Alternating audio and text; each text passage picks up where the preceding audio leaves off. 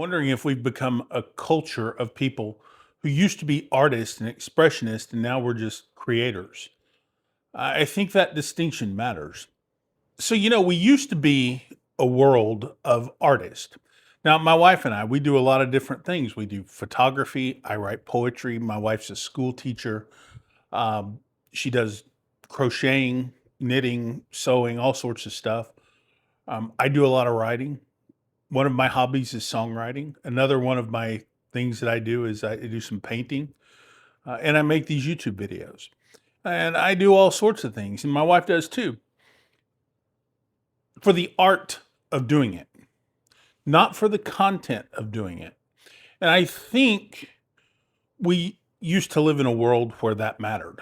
The term content really just, to me, means that you're creating something for output. Okay, you're doing this to satisfy an algorithm. You're doing this to satisfy a system. You're doing this to satisfy a platform, and hopefully, you're going to earn some money from that. But that's not always the case. Artists, at first, I think, maybe saw the internet revolution as something that was very beneficial to them, where they could get more eyeballs on their art.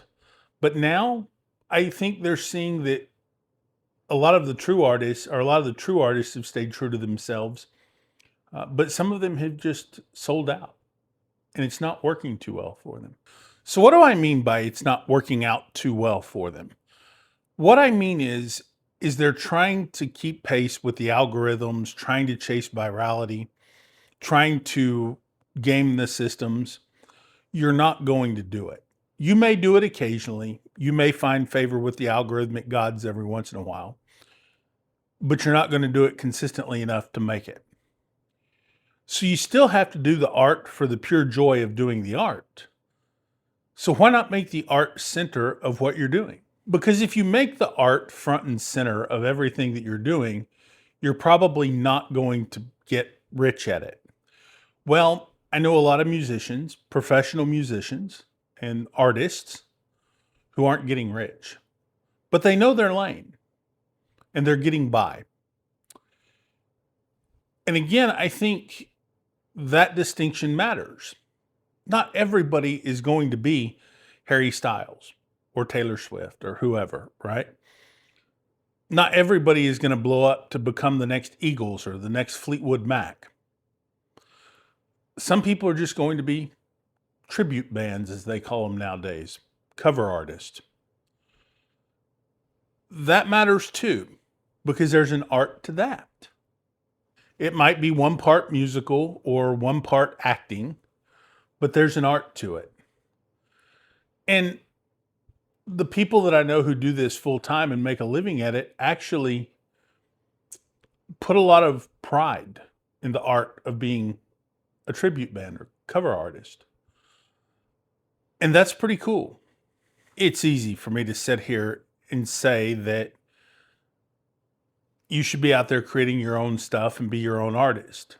But there's also something to being able to interpret somebody else's lyrics, somebody else's words, somebody else's thoughts, maybe.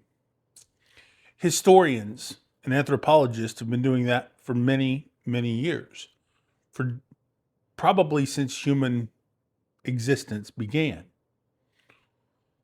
We've been trying to interpret other people's words, thoughts, actions, deeds, and art. And that puts the center right back to where it needs to be. Your place might not be that you're going to be recognized today, tomorrow, the next day, next year, whenever. The reality of it is that it may take you a really long time to be recognized.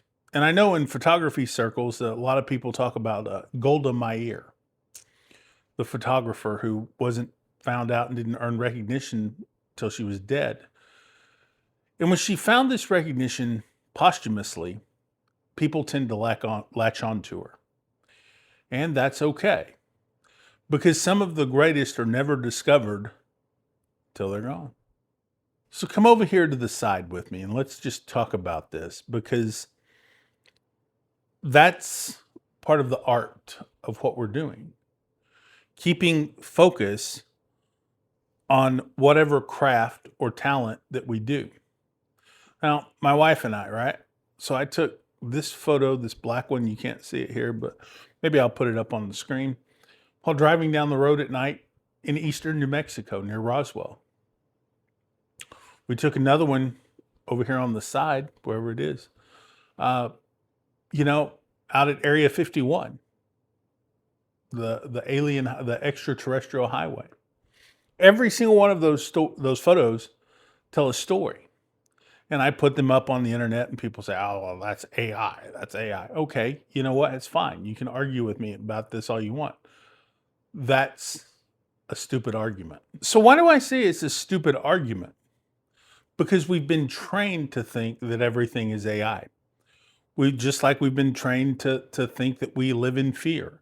Just like we've been trained to think that we should be unhealthy or that we should be whatever. You should be 5'6", blonde hair and blue eyed. That's the perfect American or the perfect whatever.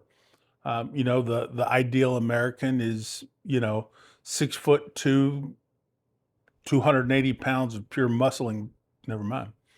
But the ideal American woman is blonde hair, blue eyed, or a redhead maybe, or something, with perfect dimensions. We've all been convinced that there's a status quo of perfection.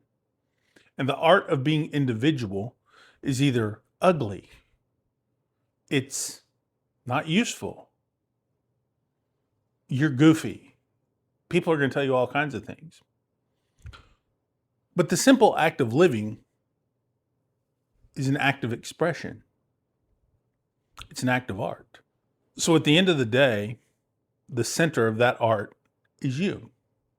I think Rick Rubin said it best. The audience comes last. You should come first. Do what you do. And that's the beauty of it. Because if the audience comes last, that generally means that your art is coming first. And if the art's at the center of everything that you do, you're doing something right. And a lot of people will appreciate it. So my name's Matt, and this is my channel. Welcome to it.